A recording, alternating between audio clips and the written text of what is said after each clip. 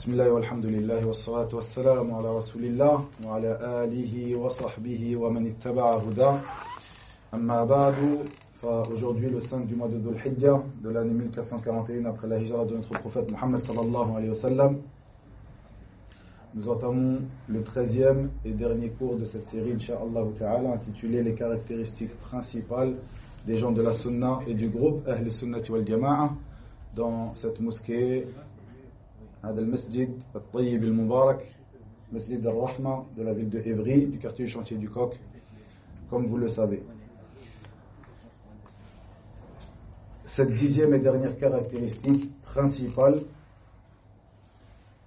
qui forme les caractéristiques principales des gens de la Sunna et du groupe, est leur position concernant la croyance de al-wala ou al-bara, c'est-à-dire ce qu'on pourrait traduire communément par l'alliance et le désaveu. Donc la croyance des gens de la Sunna concernant l'alliance et le désaveu. L'alliance qui doit être faite aux croyants et le désaveu qui sera fait en premier lieu aux non-croyants.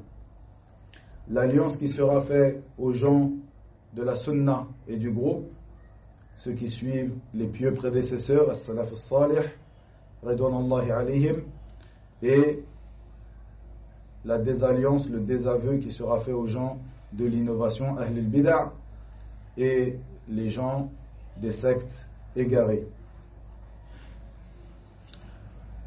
Cette alliance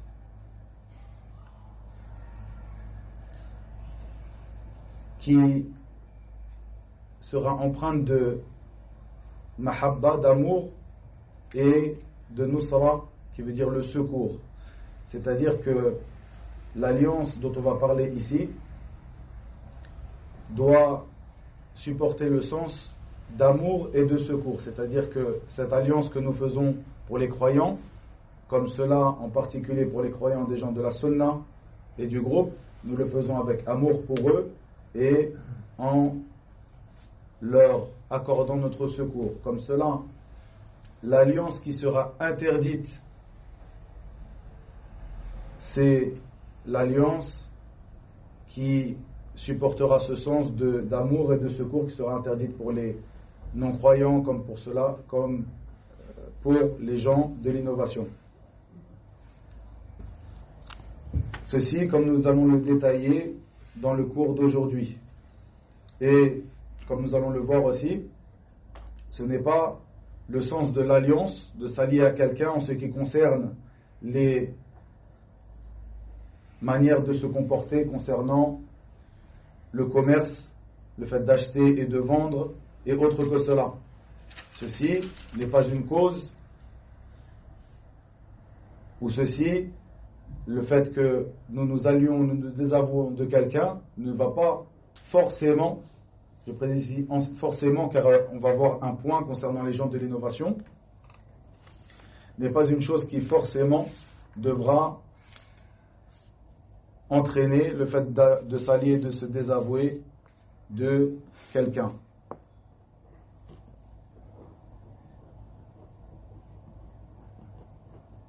C'est-à-dire que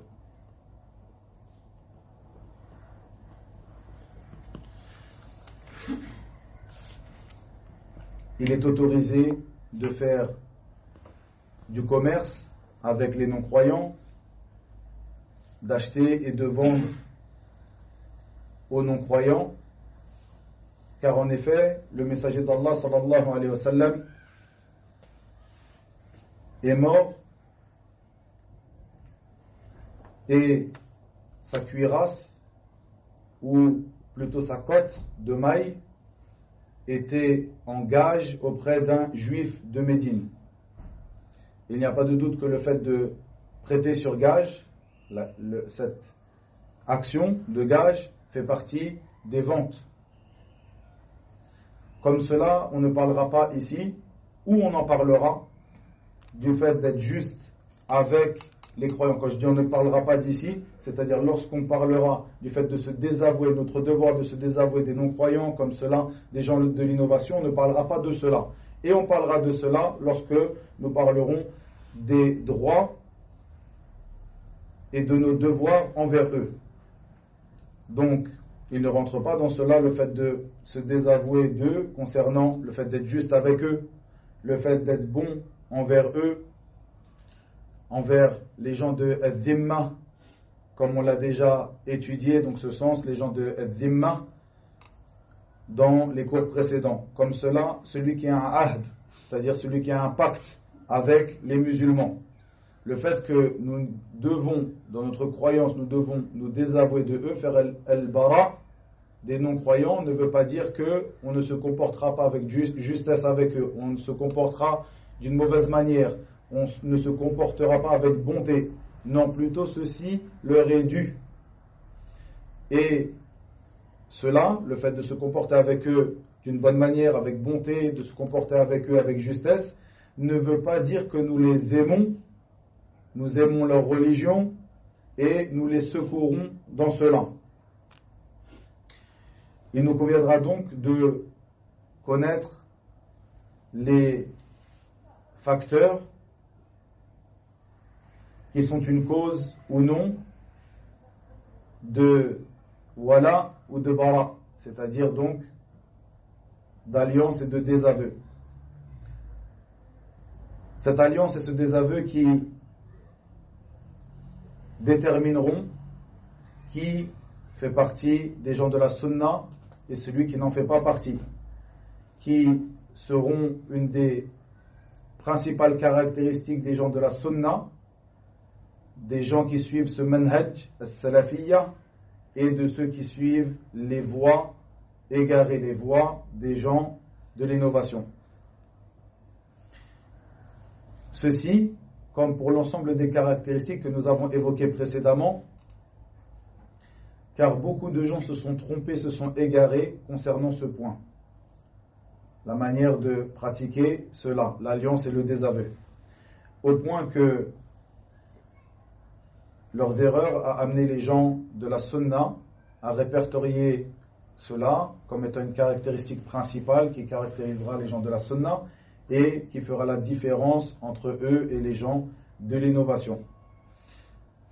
Le fait de ne pas avoir maîtrisé ce sujet a emmené les gens de l'innovation et des sectes égarées à juger de mécréant celui qui ne le méritait pas, de le juger de mécréant sans preuve, comme cela de s'allier à celui avec qui on ne doit pas s'allier, comme cela de se désavouer de celui de qui il n'est pas permis de se désavouer, comme cela sans facteur et sans preuve, sans facteur légiféré qui emmèneront à cela et sans preuve du livre d'Allah et de la sunna du prophète Muhammad sallallahu alayhi wa sallam. Premièrement, concernant cette facette ou cette partie de notre croyance, la croyance concernant al-wala ou al-bara, l'alliance et le désaveu, nous citerons le verset numéro 28 de la sourate Al-Imran, la famille d'Imran, la sourate numéro 3. Allah Azza wa Jalla dit dans le sens approximatif de ces paroles: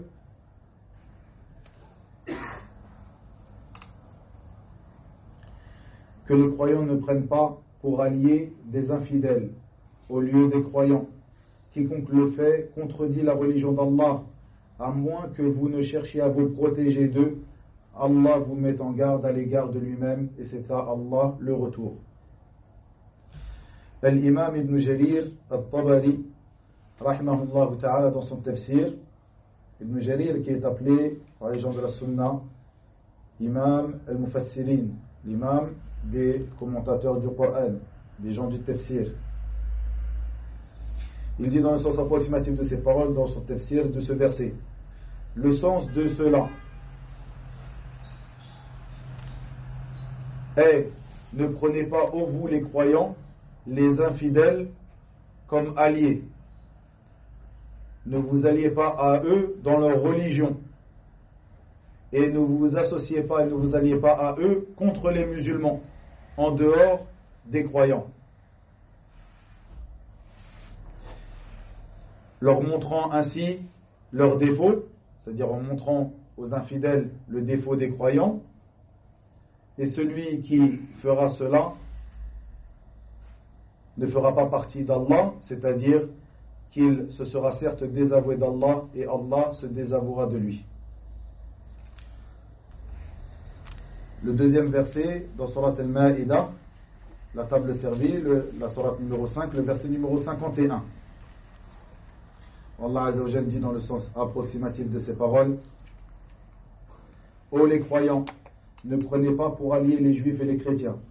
Ils sont alliés les uns des autres, et celui d'entre vous qui les prend pour alliés devient un des leurs. Allah ne guide certes pas les gens injustes. L'imam al-Sa'di, dans son tafsir, dans son exégèse du Coran, nous dit dans le sens approximatif de ces paroles que ici, Allah le Très-Haut oriente ses serviteurs croyants lorsqu'il leur a détaillé les différents états des juifs et des chrétiens ainsi que leurs caractéristiques qui ne sont pas des bonnes caractéristiques. Il les a orientés vers le fait de ne pas les prendre pour alliés, car ils sont certes alliés les uns des autres. Ils s'entraident et se viennent en secours les uns aux autres, et ils sont dans cela comme une seule personne, c'est-à-dire qu'ils ont la main dans cela, en dehors d'autres que eux. Un autre verset qui constitue l'épreuve principale de cet aspect de notre croyance, de la croyance des gens de la Sunna,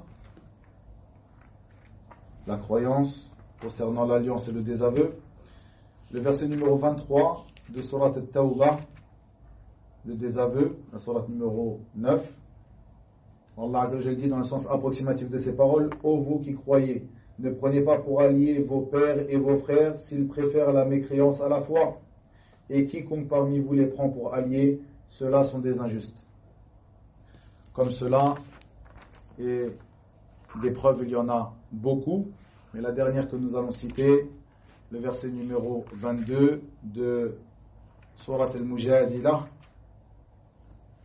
qui est la Surat numéro 58, où Allah Azza wa Jalla dit dans le sens approximatif de ces paroles: tu n'en trouveras pas parmi les gens qui croient en Allah et au jour dernier, qui prennent pour amis ceux qui s'opposent à Allah et à son messager, fussent-ils leur père, leur fils, leurs frères ou les gens de leur tribu.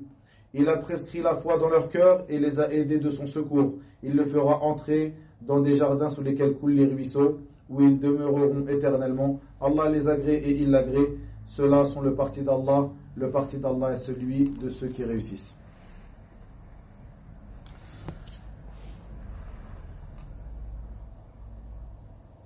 Nous voyons que Al-Hafidh Ibn Hajar, dans son explication du Sahih de l'imam al-Bukhari, donc Fath al-Bari, dit, dans le sens de ses paroles, en citant ce verset de Surat Al-Mujadilah, il dit: puis la bonté, ainsi le fait de lier les liens de parenté, comme cela, la bonne manière de se comporter, tout cela n'implique pas forcément l'amour qui est interdit, l'amour que Allah Azza wa Jalla nous a interdit dans ce verset, l'amour qui ne devra pas être donné aux non-croyants, évoqué dans ce verset de Surat Al-Mujadilah. Plutôt, ceci a une portée générale. Nous dirons ici, lorsque certaines personnes nous diront que il y a de la dureté dans ces paroles, nous lui dirons que ceci sont les paroles d'Allah tabaraka wa ta'ala et les paroles de son prophète sallallahu alayhi wa sallam. Puis nous lui dirons aussi que ceci, cette alliance et ce désaveu est une chose qui est pratiquée par les gens du livre, comme cela les non-croyants en général envers les musulmans. Ceci est pratiqué par les non-croyants envers les musulmans. Et ils ne s'en cachent pas, comme l'a évoqué l'imam Sa'di dans son tafsir que nous avons lu précédemment, le fait qu'ils avancent main dans la main, en dehors d'autres que eux. Et ceci est une chose qui est connue, et ils ne s'en cachent pas. Par contre, par la cause, dans certains endroits, dans certains pays et à certaines époques, par la cause de la faiblesse des musulmans, nous voyons que les musulmans s'en cachent et ont honte de cette croyance. Prenez garde à cela. Prenez garde à cela. Le musulman doit être fier de sa religion. Car sachez que ceux-là sont fiers de leur religion, qui est une religion qui est fausse. Une religion qui est faussée. Car certes, la religion auprès d'Allah est l'islam. Donc soyez fiers de votre religion. Comme cela, la parole d'Allah tabaraka wa ta'ala dans Surat al-Baqarah, donc la surat numéro 2, la vache, de le verset numéro 121, où il dit, 120, pardon, où il dit, tabaraka wa ta'ala, dans le sens approximatif de ces paroles,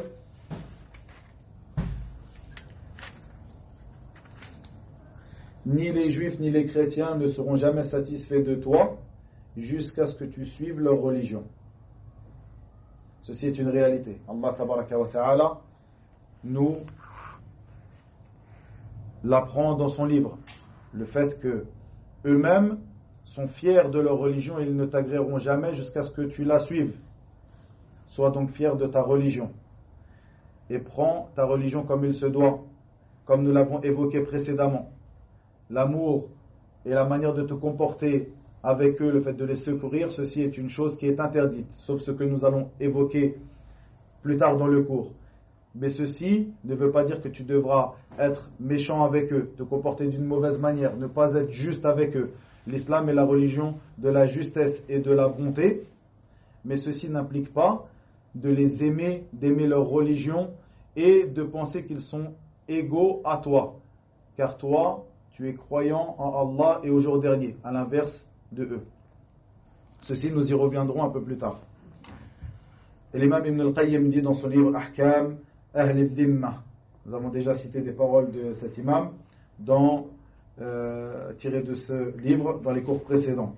Il dit, certes Allah subhanahu wa ta'ala, lorsqu'il a interdit dans le début de Surat al-Mumtahana, il a interdit le fait de prendre le fait que les croyants ou que les musulmans prennent les non-croyants comme alliés,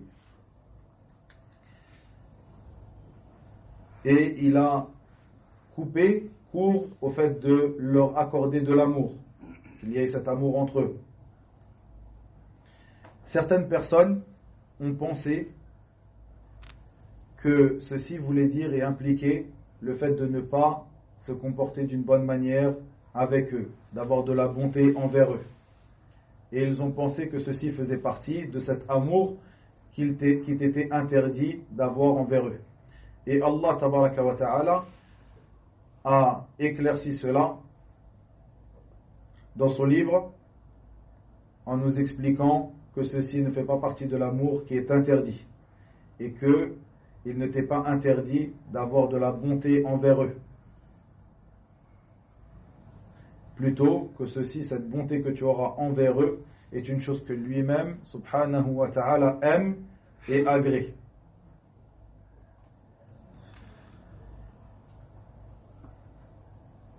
Nous dirons donc que le fait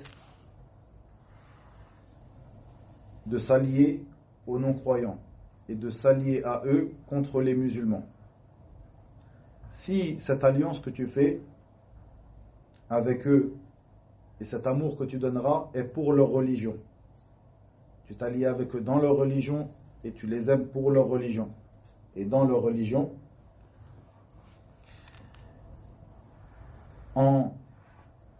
par exemple, en montrant ton agrément pour leur religion et pour leur croyance, qui est une croyance qui est fausse.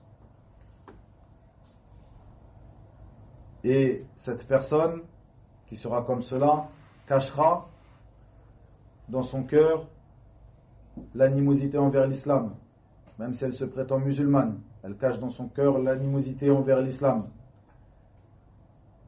Et il n'y a pas de doute qu'une personne qui montre l'amour et qui expose l'amour qu'il a pour les non-croyants, l'amour pour leur religion, pour leur croyance et l'agrément de cela, il n'y a pas de doute que cette personne ne pourra être que l'une d'entre elles, c'est-à-dire une personne qui cachera dans son cœur son animosité envers les croyants et envers l'islam. Une personne aussi qui les aidera contre les musulmans en leur montrant les défauts des musulmans et qui les secourra contre les musulmans avec ses biens et sa propre personne. Il n'y a pas de doute que cela ne fait pas partie des actes des croyants.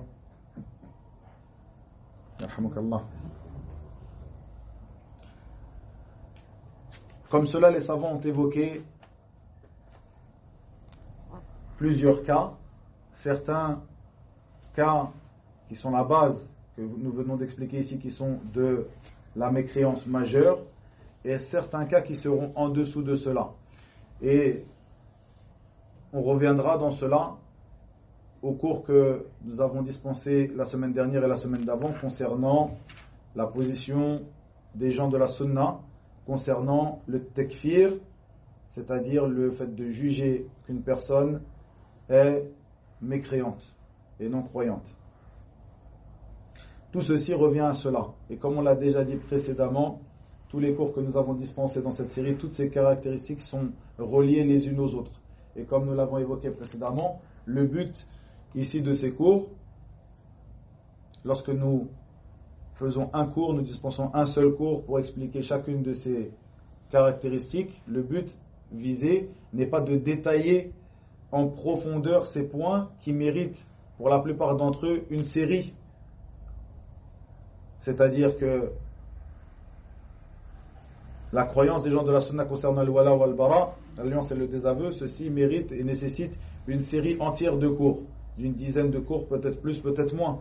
Donc le but visé par ces cours que nous dispensons, dans cette série de cours intitulée les caractéristiques principales des gens de la sunna, est, comme nous l'avons déjà évoqué, le fait de mettre en avant une facette, une caractéristique importante parmi les caractéristiques principales des gens de la sunna et du groupe, et de mettre en garde contre les caractéristiques des gens de l'innovation qui ne sont pas en concordance avec cela, qui vont à l'encontre de cette caractéristique évoquée, comme nous allons le faire dans ce cours d'aujourd'hui.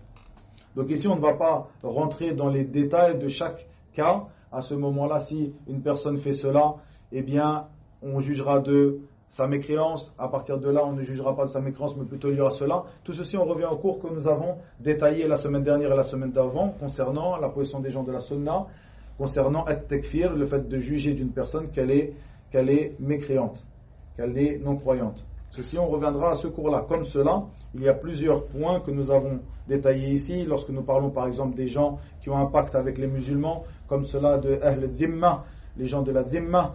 Ceci, nous l'avons déjà détaillé dans des cours précédents. On reviendra donc à ces cours. Ce qui est visé par ce cours, c'est de vous mettre en avant cette facette importante de la croyance des gens de la sunna, al-wala ou al-bara, l'alliance et le désaveu, et la manière de faire cette alliance et ce désaveu. Comme nous l'avons expliqué dans les grandes lignes ici, nous continuerons et nous dirons que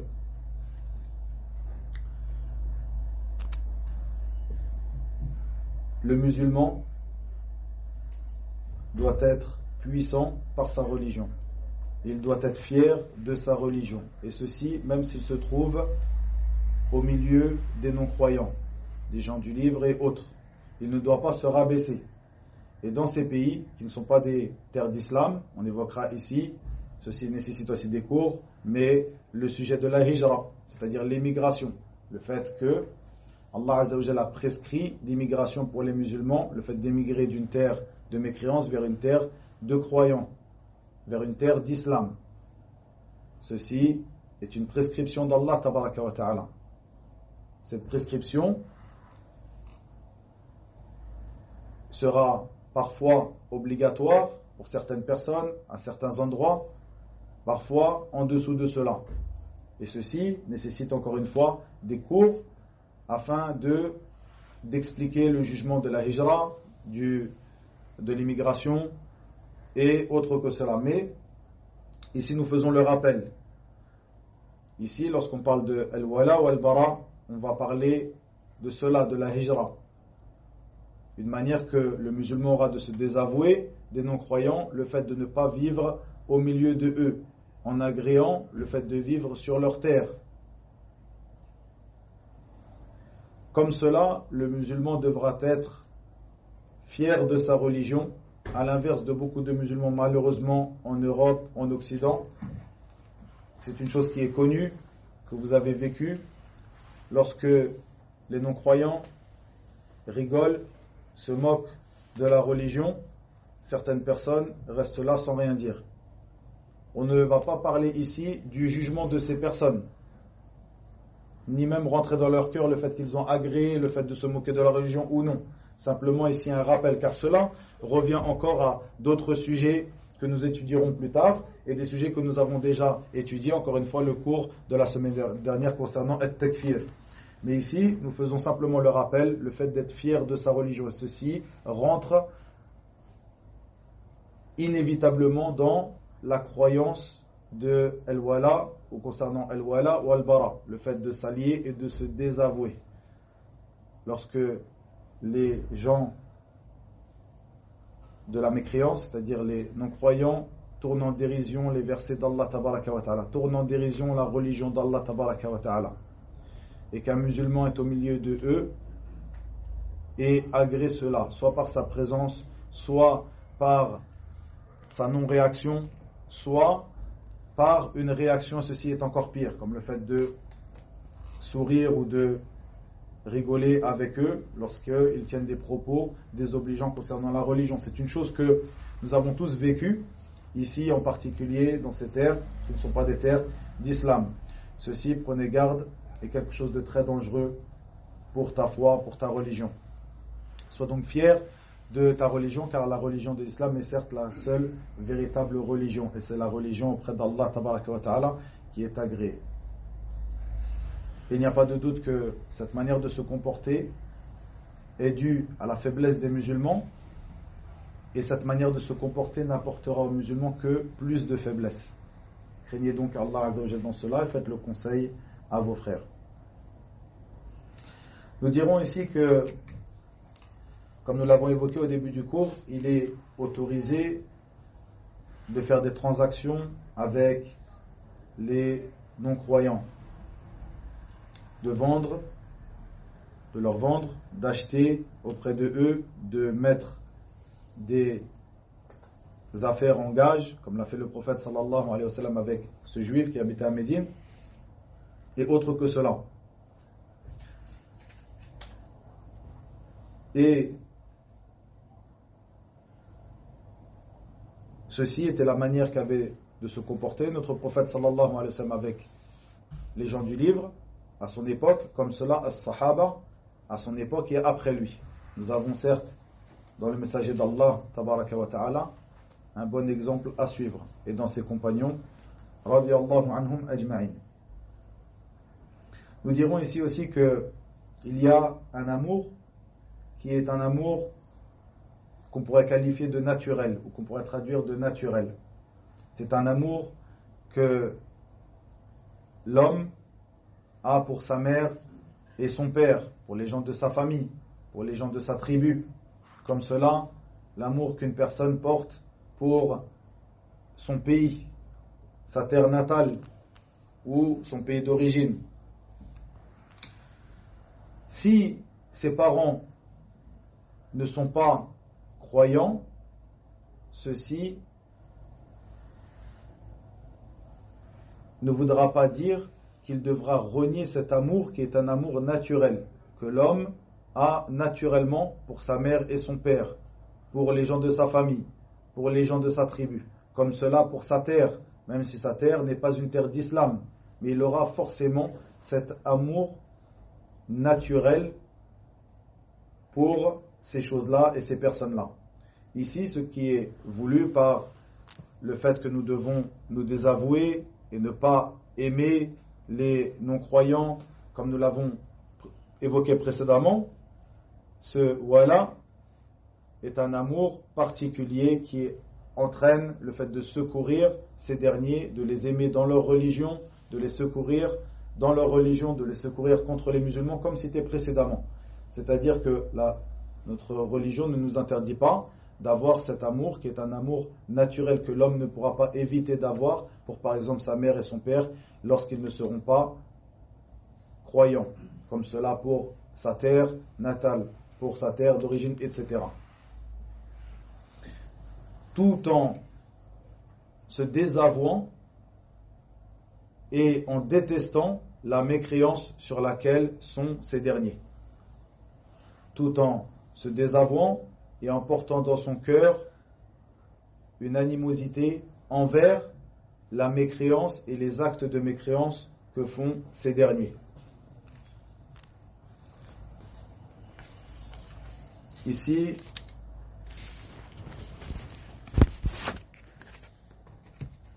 nous citerons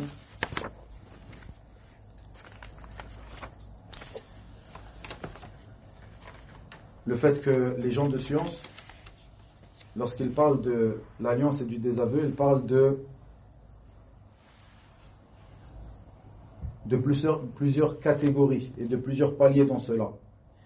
Il y a les gens à propos desquels tu te dois, c'est une obligation religieuse pour toi, de les aimer, d'un amour sincère et pur, dans lequel il n'y a pas d'animosité.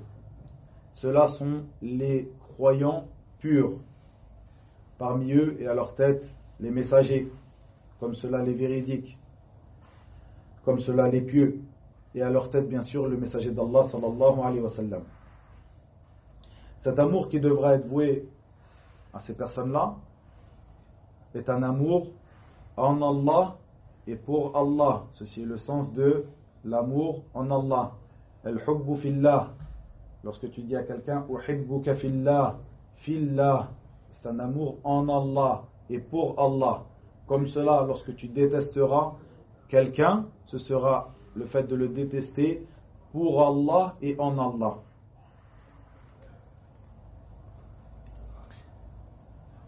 Donc à leur tête, le messager d'Allah sallallahu alayhi wa sallam, il sera obligatoire pour le musulman de l'aimer, du plus grand amour, c'est-à-dire qu'il l'aimera plus que sa propre personne, que ses enfants, que ses parents et que l'ensemble des gens. Ceci est l'amour qui doit être donné au prophète sallallahu alayhi wa sallam, mais il sera aimé plus que tout, mais en Allah et pour Allah. En Allah et pour Allah. Ensuite, les mères des croyants, les femmes du prophète sallallahu alayhi wa sallam, comme cela les gens de sa maison, Ahlu Baytihi, comme cela les compagnons du prophète sallallahu alayhi wa sallam, qui sont les meilleurs des croyants, et en particulier les 4 califes bien guidés, Abu Bakr, wa Omar, wa Uthman, wa Ali, radiyallahu anhum ajma'in, et l'ensemble des compagnons du prophète sallallahu alayhi wa sallam, comme cela ceux qui les ont suivis dans le bien, comme cela les pieux prédécesseurs de cette communauté, comme cela les imams de cette communauté et les savants. Et ceci, comme le dit Allah tabaraka wa ta'ala, comme dans le verset numéro 10 de Surat al-Hashr, le rassemblement, il dit, dans le sens approximatif de ces paroles, et il appartient également à ceux qui sont venus après eux, en disant, Seigneur, pardonne-nous, ainsi qu'à nos frères qui nous ont précédés dans la foi, et ne mets pas dans nos cœurs, aucune rancœur pour ceux qui ont cru. Seigneur, tu es compatissant et très miséricordieux. Ceci est une partie des gens, c'est un groupe de gens concernant la croyance des gens de la Sunna, concernant Al-Wala wal-Bara. Un autre groupe de gens, ce sont les non-croyants. Ceci que nous avons expliqué précédemment, tout ce que nous avons expliqué précédemment. Un troisième groupe de gens, ceux que tu aimeras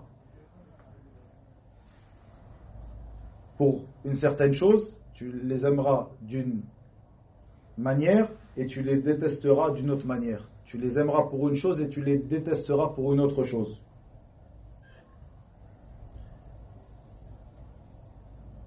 Sera réuni concernant ces gens-là, donc c'est-à-dire ta croyance que tu auras concernant ces gens-là, il se réunira dans celle-ci, l'amour pour eux et l'animosité envers eux. Ceux-là ce sont les pécheurs parmi les croyants. Nous les aimons pour ce qu'il y a en eux comme foi, et nous les détestons pour ce qu'il y a en eux comme désobéissance à Allah tabaraka wa ta'ala, ceci en dehors de la grande mécréance et la grande association. Et le fait de les aimer implique le fait de les secourir. Et le fait de les secourir implique le fait de les conseiller et de réprouver leurs actes et de leur interdire de pratiquer ces actes-là. Il est donc interdit de se taire concernant leurs actes de désobéissance. Plutôt, ils devront être conseillés et on devra leur ordonner de faire le bien. Et nous les détesterons pour cela. Mais nous ne les détesterons pas d'une manière sans condition. Plutôt, la condition est celle qui vient d'être citée. Nous les détesterons pour leurs actes de désobéissance. Et ils rentrent dans cela. Les gens de l'innovation. Sans aucun doute. Ils rentrent dans cela, les gens de l'innovation. Sans aucun doute. Et nous vous renvoyons à l'assise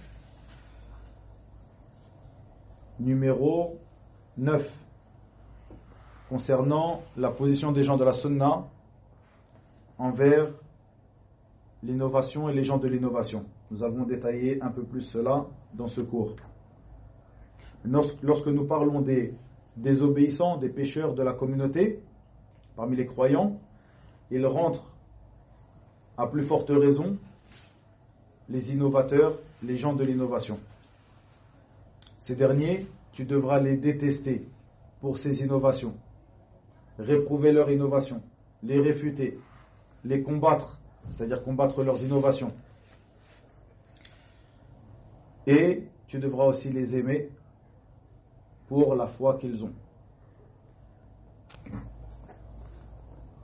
C'est pour cela que les gens de la Sunna, lorsqu'ils parlent des gens de l'innovation, ils disent que nous avons sur eux deux regards. Un regard qui est un regard de pitié. Nous avons pitié pour eux concernant ces innovations dans lesquelles ils sont tombés et nous faisons des invocations pour eux. Et nous avons un regard d'animosité envers eux par rapport à ces innovations dans lesquelles ils sont tombés.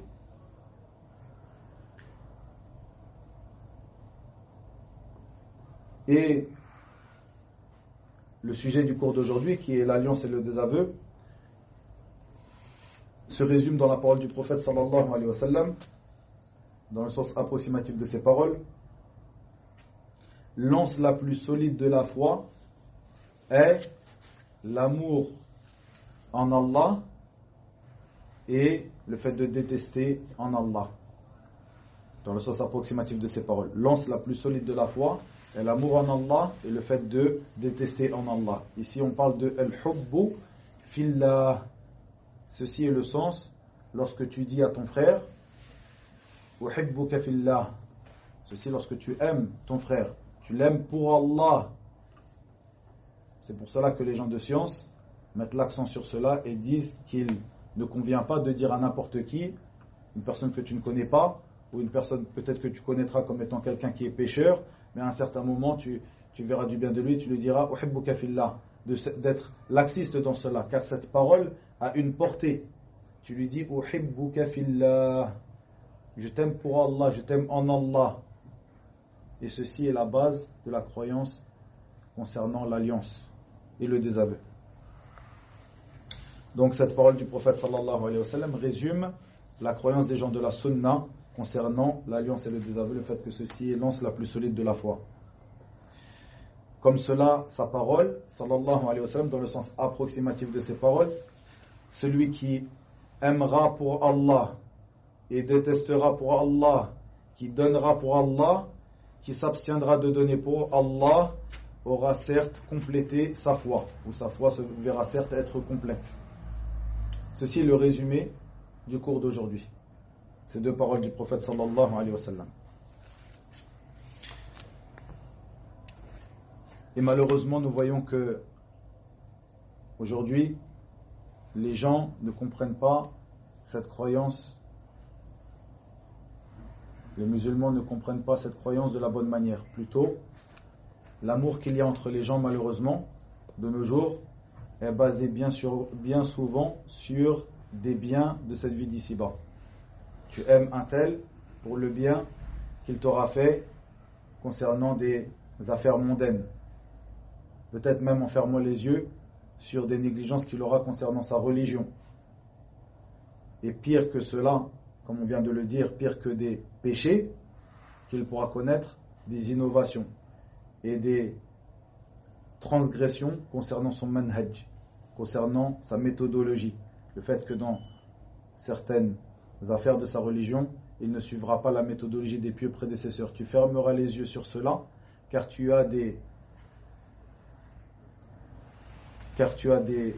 biens à rechercher auprès de cette personne concernant cette vie mondaine. Malheureusement, la plupart des liens qu'il y a entre les gens aujourd'hui sont construits sur cela. Il faut donc craindre Allah dans cela et revenir à ce sur quoi étaient nos pieux prédécesseurs concernant al-hubbu fillah wal-bughdu fillah. Ici, il y a un point qui est très important que nous allons citer, une fatwa de l'allama Rabi' ibn Hadi al-Madkhali hafidahullah ta'ala. Et ceci avant de terminer le cours d'aujourd'hui, je vais le clôturer en citant, comme on a l'habitude, des paroles des gens de l'innovation concernant cette croyance, la croyance concernant l'alliance et le désaveu.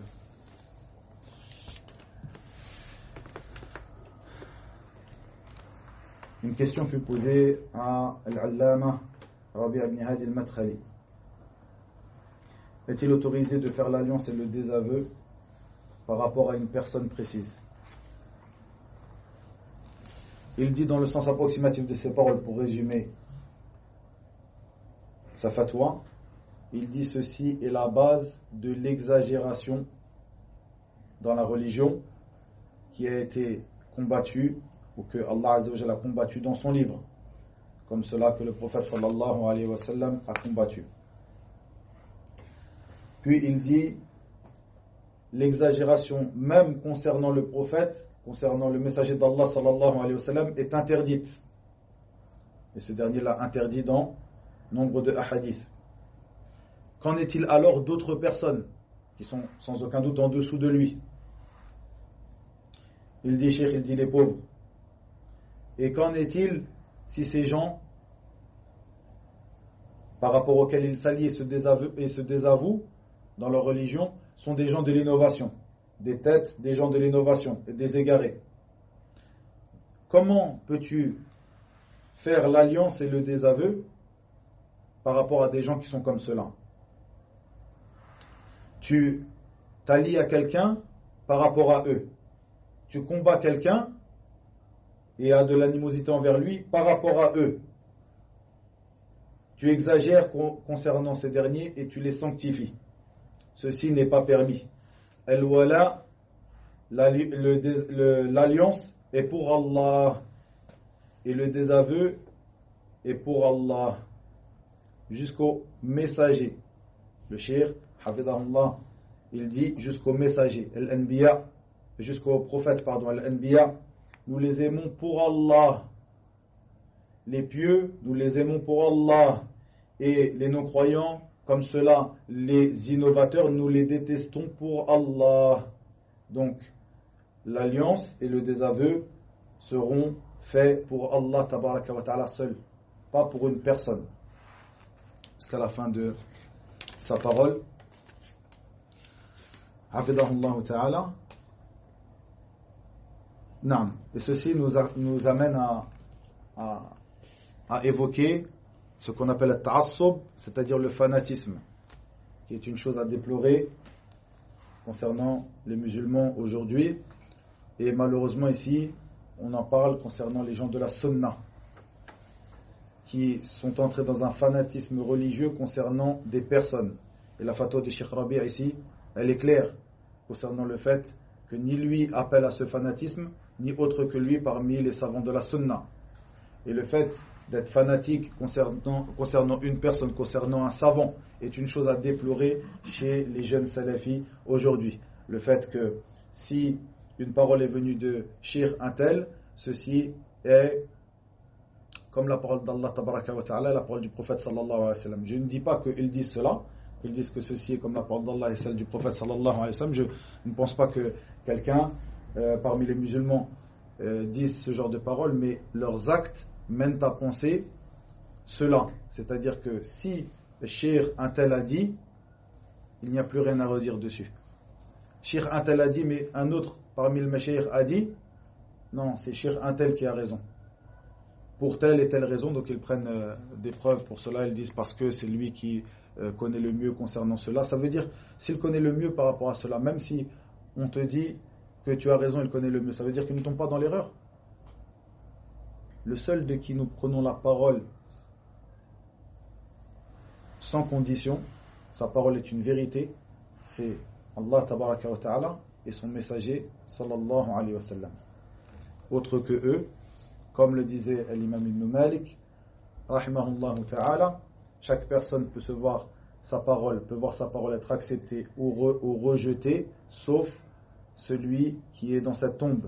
Et l'imam Malik était et dispensait ses cours dans la mosquée du prophète sallallahu alayhi wa sallam à Médine, donc cette tombe était la tombe de notre prophète sallallahu alayhi wa sallam. C'est-à-dire que toute personne peut voir sa parole, même le plus grand des savants, peut voir sa parole être acceptée ou refusée, sauf le prophète Mohammed sallallahu alayhi wa sallam. Et ce que les gens de la sunna doivent mettre devant eux, c'est la vérité, al-haq.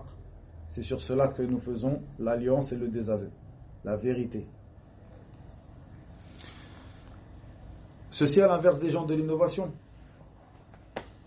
qui s'allient et se désavouent, et ceci fait partie des caractéristiques principales. C'est pour ça que je dis que ceci est à déplorer chez les gens de la sunna aujourd'hui, car ceci fait partie des caractéristiques des gens de l'innovation. Quand je dis ça, je ne dis pas que celui qui fera cela, d'une manière ou d'une autre, tombera dans l'innovation, sauf si cette personne croit que ceci est permis. C'est-à-dire que telle personne, c'est par rapport à lui que nous faisons l'alliance et le désaveu. Et je ne pense pas que des gens qui s'apparentent à ce manhaj disent cela. Mais comme je le dis, dans leurs paroles nous mènent à donner ce jugement sur eux. Pour résumer, les gens de l'innovation sont connus pour cela. Ceci fait partie de leurs caractéristiques principales. Le fait que si le cheikh de la tariqa, as-soufiyya, at-tijani, fulan ou illan, il dit telle parole, c'est comme cela. Mohamed Elias, il a dit dans ses livres comme ça, c'est comme ça. Un tel, il a dit c'est comme ça. Hassan al-Banna, c'est comme ça. Et c'est tout. Il n'y a rien à redire sur cela. Ceci fait partie des caractéristiques principales donc des gens de l'innovation. Il faut que donc les gens de la sunna prennent garde à ne pas ressembler à ces derniers dans leurs actes et dans leurs paroles. Ici, nous clôturerons le cours en évoquant certaines contradictions de ce manhaj par les gens de l'innovation. Ici, nous voyons une des bases, un des fondements du groupe des frères musulmans. Ce fondement est le fait qu'ils appellent à l'unité des religions, l'unité ou l'unification des religions, et à la fraternité humaine et mondialisée. Ils donnent des cours par rapport à cela, ils font même des conférences concernant cela, ils se réunissent, ils parlent de cela, ils répandent cette parole dans leurs livres et dans leurs cours. Comme cela, nous voyons sur le site officiel du groupe des frères musulmans. Ils disent, comme on a l'habitude, comme on l'a déjà évoqué précédemment, le salafi est minutieux lorsqu'il enseigne ou lorsqu'il apprend. Lorsqu'il donne, lorsqu'il répète, il est minutieux. C'est pour cela que ici, comme d'habitude, je vous rapporte des paroles de leurs livres, de leur site internet, de leurs cours. Sur le site internet officiel des frères musulmans, ils disent nous avançons aux gens, c'est-à-dire on va dire un slogan, une manière de vivre, quoi. En fait, ils disent As-salam fil islam, entre guillemets, c'est-à-dire donc la paix dans l'islam. Et ils disent ceci est le sujet des livres de l'imam martyr, c'est comme cela qu'ils l'appellent, Hassan al-Banna, donc le fondateur de la secte des frères musulmans. Ils disent dans l'année 1948, il écrit dans une revue qui est appelée Al-Shihab, qui sortait tous les mois. Il écrit ce qui suit.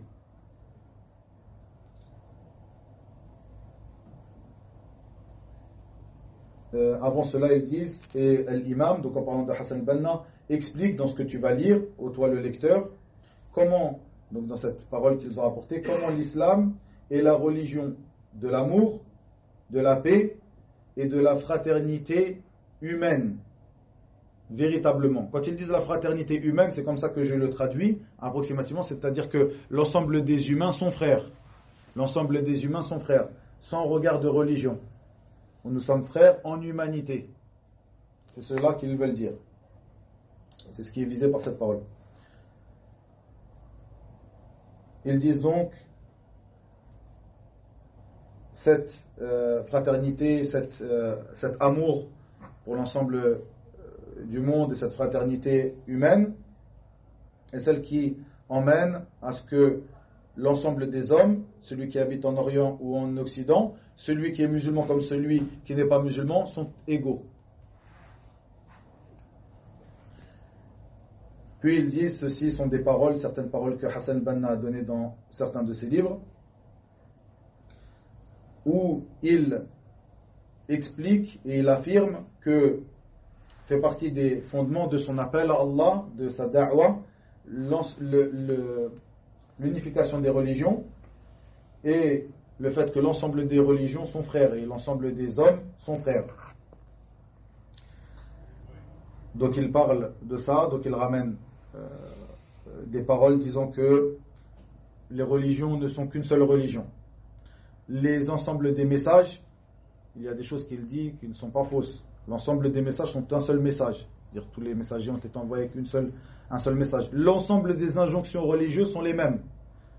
C'est-à-dire l'ensemble des législations sont les mêmes.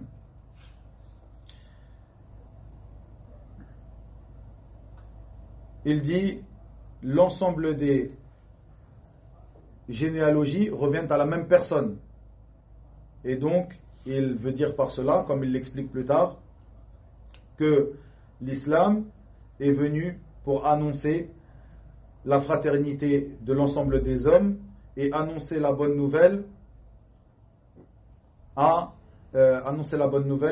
que l'ensemble des hommes sont sur la même chose et il appelle à la mondialité ou la mondialisation. Et l'islam est venu pour abolir tout fanatisme. Fanatisme, quand il parle de fanatisme ici, il parle de fanatisme à une religion précise. Ce qu'il veut, il appelle ici à l'unité des religions. Il dit qu'une personne qui s'attache à sa religion, c'est un fanatique. C'est ce qu'il veut dire ici. Et l'islam appelle à emprunter un chemin dans son appel à lui, un chemin qui mène à cela, à l'unicité des religions et à la fraternité humaine. Ce sont les paroles de Hassan al-Banna dans ses livres. Comme cela dans son livre Da'watuna, qui est un de ses livres de base. Il dit: j'aime à mettre l'accent sur le fait qu'il faut faire tomber cette prétention, la prétention de celui qui dit que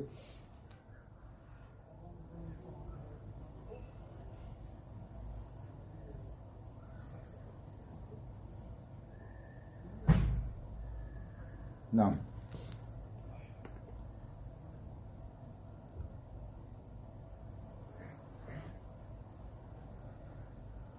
Cette prétention qui dit que notre appel, donc il parle de son appel à lui, sa manière de faire l'appel à l'islam, donc on a lu précédemment le fait d'appeler à l'unité des religions, ceci divise la communauté et divise les rangs de la communauté. Cette communauté, il dit Hassan al-Banna, cette communauté qui est composée de plusieurs éléments religieux différents. Cette communauté, notre communauté, l'islam, les musulmans, la communauté de l'islam, pardon, les musulmans sont composés, d'après lui, de plusieurs éléments religieux différents. Et que l'islam est la religion de l'unité et de l'égalité. L'unité et l'égalité, ces deux fondements auxquels appelle Hassan al-Banna sont les deux fondements des francs-maçons. Unité, égalité. Unité, égalité sont les deux fondements des francs-maçons. Donc ici, Hassan al-Banna nous avance que la religion de l'islam est construite sur le même modèle que les francs-maçons, le franc-maçonnisme. L'égalité et l'unité. Il dit dans le même épître, on a bientôt fini les frères, il dit dans le même épître, les deux piliers de notre religion sont l'entraide et la paix de l'ensemble des communautés. L'entraide et la paix de l'ensemble des communautés. L'entraide et la paix sont donc les deux piliers entre les différentes communautés. Et il dit que la différence qui sera faite d'une communauté à une autre, d'une personne à une autre, sera seulement par ses œuvres. Il convient donc à chacun d'entre eux, chacune communauté, chacune personne, chacune religion, de faire l'effort de son côté afin que s'élève l'humanité.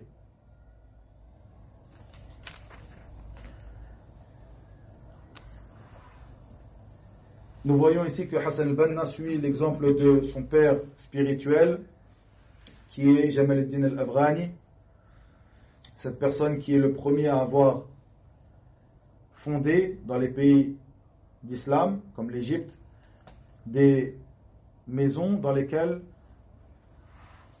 ils appellent à le fait de se rapprocher entre les gens de la Sunna et al-Shi'a al-Rafida, le fait de se rapprocher les uns des autres, que nous sommes frères, que nous sommes sur la même religion.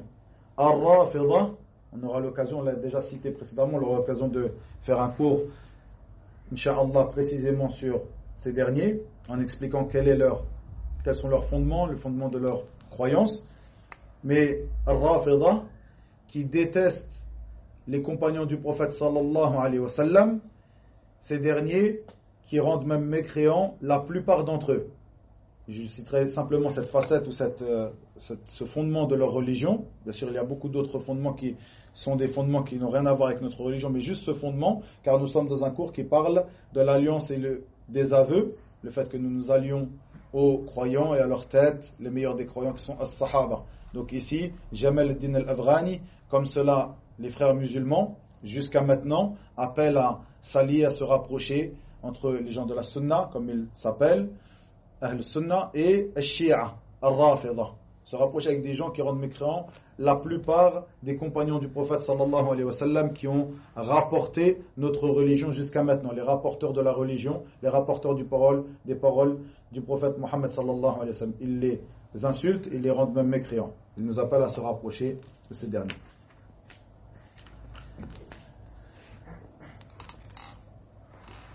Ici, pour réfuter ces personnes, puisque certaines personnes peut-être qui écoutent aussi le cours ont l'impression que ce sont des paroles il n'y a rien dans ces paroles-là, c'est-à-dire le fait de dire que l'égalité entre les hommes, etc., c'est une chose les hommes sont égaux.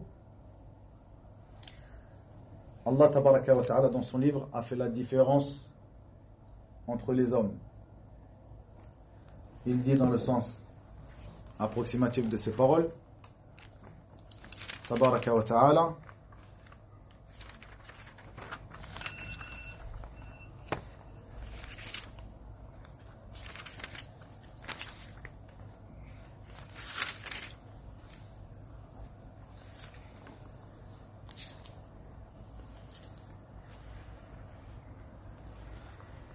traiterons-nous les soumis à Allah à la manière des criminels?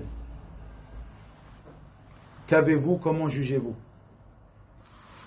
Comme cela, Allah tabaraka wa ta'ala dit dans son livre, dans le sens approximatif de ces paroles,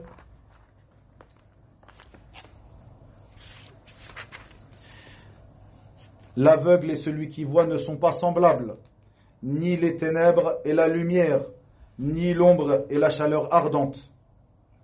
De même ne sont pas semblables les vivants et les morts. Allah fait entendre qui il veut, alors que toi, Mohammed, tu ne fais pas entendre ceux qui sont dans les tombeaux. Ici, dans ces versets, Allah tabaraka wa ta'ala fait clairement la différence entre deux sortes de personnes. Comme le dit Al-Hafidh ibn Kathir dans son tafsir, dans le sens approximatif de ses paroles, dans le tafsir de Surat Fatir, le Créateur, donc la Surat numéro 35, ces versets que je viens de lire, versets 19, 20, 21 et 22, il dit dans le sens approximatif de ses paroles, comme l'aveugle et le voyant ne sont pas pareils, il y a plutôt entre eux deux, une grande différence. Comme cela, l'ombre et la lumière ne sont pas pareilles. Toutes ces choses que Allah tabaraka wa ta'ala a citées ici ne sont pas pareilles. Comme cela, le vivant et le mort, comme cité dans le verset, ne sont pas pareils. Et ceci est un exemple ou une parabole qu'Allah azza wa jalla a utilisée pour mettre en relation le croyant et le non-croyant. C'est-à-dire que le croyant est celui qui est vivant, et le mort est celui qui le croyant est celui donc qui est vivant dans ce verset, et celui qui est voulu par le mort est le non-croyant. Allah Azza wa Jalla dans ces versets, mais bien dans ces versets comme dans d'autres versets, mais dans ces versets je les ai cités car Allah Azza wa Jalla interpelle ses serviteurs sur cela, sur le fait que ces deux choses sont des choses différentes. Ces deux personnes sont des personnes différentes, ils ne sont pas pareils. Qu'avez-vous, comment jugez-vous? Comme il le dit dans Surat Al-Qalam, comme je l'ai lu précédemment, qu'avez-vous, comment jugez-vous? En mettant à la même place les criminels et ceux qui croient en Allah, tabaraka wa ta'ala, ceux qui croient en Allah et ceux qui ne croient pas en lui. Ces deux derniers ne sont pas pareils. Donc, les hommes, à la base, lorsque l'homme naît, l'homme est sur la saine religion, la saine naturelle fitra. Ils sont égaux à ce moment-là. Mais en fonction de leur croyance, ceci va différer et diverger. Le croyant n'est certes pas pareil et pas à la même place que le non-croyant.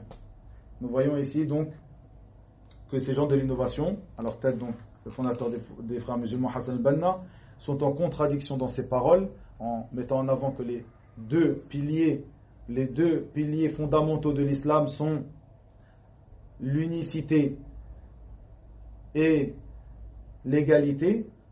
Il est complètement en opposé, son islam qu'il pratique est complètement en opposé avec l'islam qu'Allah tabaraka wa ta'ala a fait descendre. Comme cela, une parole de Mohammed al-Ghazali, qui est connu parmi les têtes des frères musulmans, dans son livre Min huna na'lam. À partir d'ici, nous connaissons, nous savons. Il dit, du moment que l'islam donne aux enfants des autres religions les mêmes droits qu'à ses propres enfants,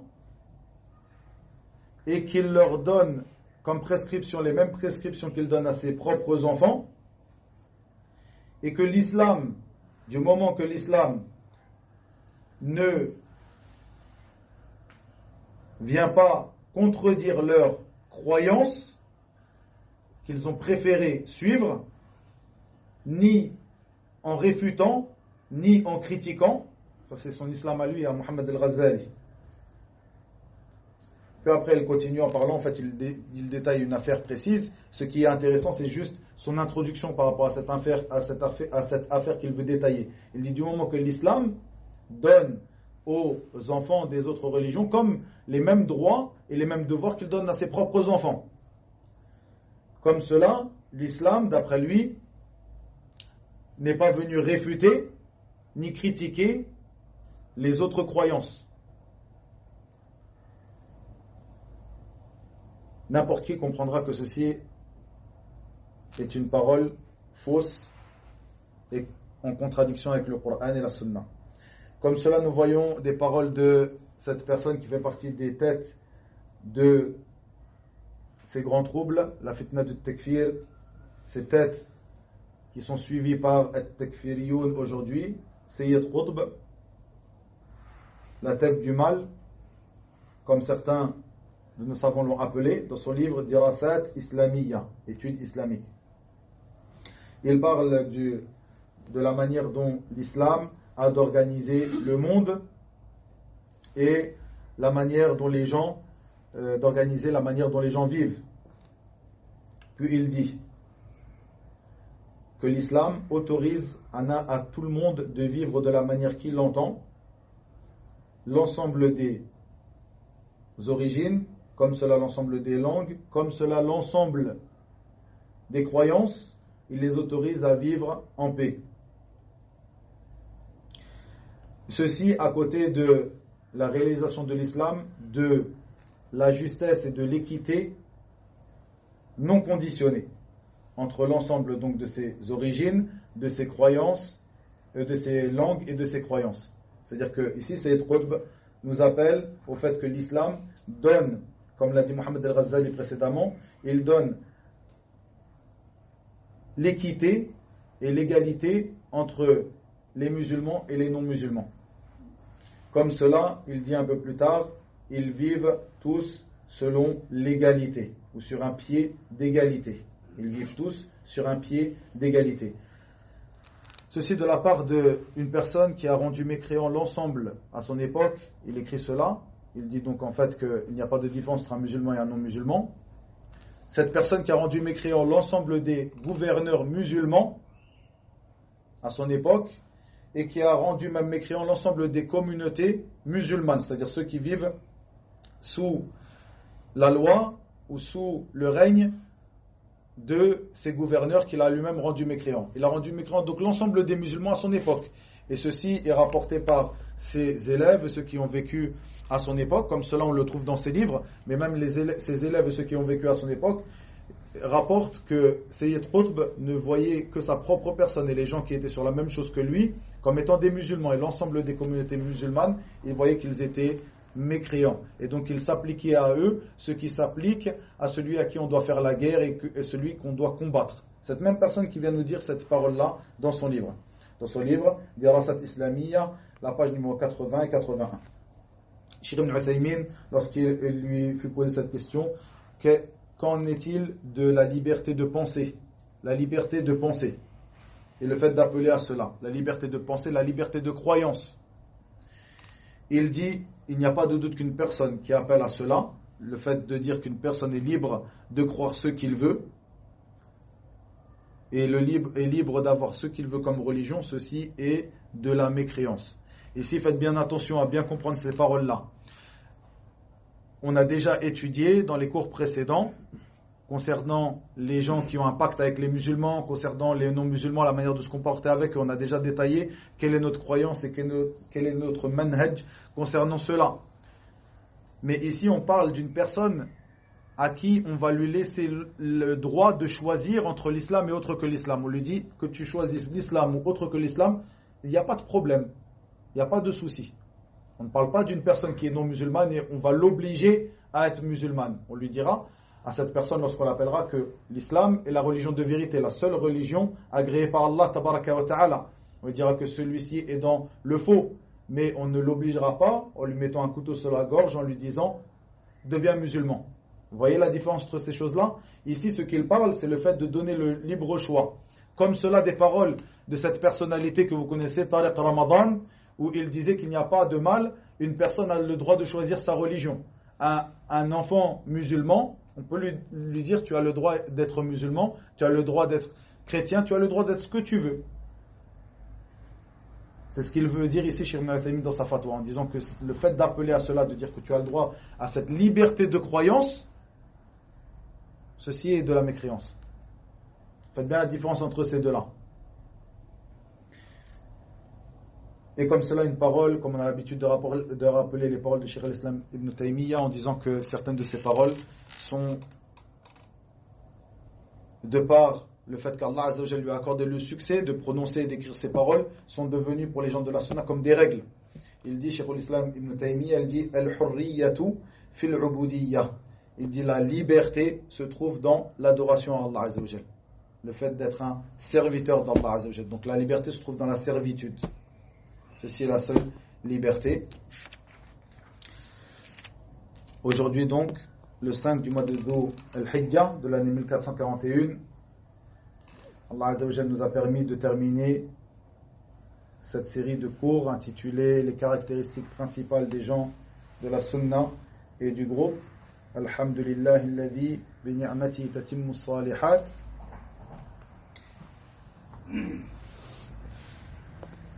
Ici, nous avons exposé les caractéristiques principales des gens de la Sunna selon l'avis de certains gens de science. Il y a bien sûr d'autres caractéristiques qui pourraient être caractérisées de principales. D'autres caractéristiques qui pourront être caractérisées de principales. Ça ne veut pas dire que celles-ci sont toutes les caractéristiques. Nous avons, comme nous l'avons cité précédemment, des livres comme Usul al-Sunnah de l'imam Ahmed, les fondements de la Sunna. Revenez vers ces livres-là, Inch'Allah. On aura l'occasion de faire l'explication de ces livres dans le futur, Inch'Allah ta'ala. Mais ici, nous avons choisi ces 10 caractéristiques et nous avons, durant ces cours, mis en évidence la croyance des gens de la Sunna concernant ces caractéristiques et réfuté les gens de l'innovation et les sectes égarés concernant ces caractéristiques. Comme cela, comme je l'ai déjà évoqué, le sunni, as-salafi, doit être minutieux lorsqu'il enseigne, comme cela lorsqu'il apprend, comme cela l'ensemble d'entre vous, vous êtes des enseignants pour vos familles, pour vos proches. Une fois que vous avez appris ces fondements de la sunna, vous les enseignez à vos proches, donc il vous convient d'être minutieux dans votre apprentissage, puis après dans la manière de le donner. Donc je vous enjoins à réviser ces cours que nous avons dispensés, fadlillahi tabaraka wa ta'ala, et comme cela, une personne lorsqu'elle donne des cours, elle expose sa croyance et son manhaj. Ya sa'ili an madhhabi wa aqidati رزق الهدى من للهداية يسأل اسمع كلام محقق في قوله لا ينثني عنه ولا يتبدل. Ici, dans cette série de cours, ma croyance, mon manhaj, ces points que nous avons évoqués, ce que vous trouvez de bien, فمن الله تبارك وتعالى, cela vient d'Allah تبارك وتعالى, وما توفيقي إلا بالله عز وجل ولا حول ولا قوة إلا به سبحانه وتعالى. Et ce que vous trouverez d'erreurs et de mauvais, ceci vient de moi et de الشيطان الرجيم. وإلى هنا وبالله التوفيق وصلى الله وسلم وبارك على نبينا محمد وآخر دعوانا الحمد لله رب العالمين.